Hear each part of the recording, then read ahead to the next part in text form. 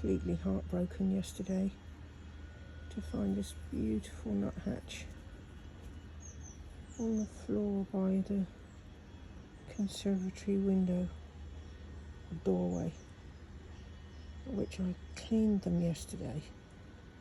My guess is it flew into them. It seems that it's not an uncommon thing, so I need to put something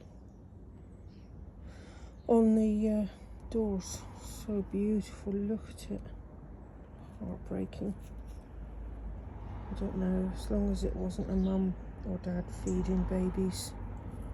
Oh, I'm gonna just take it back to find somewhere to lay it down.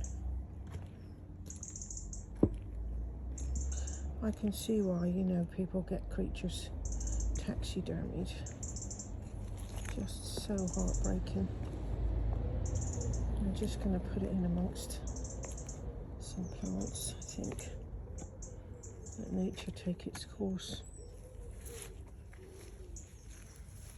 Put you in there, baby.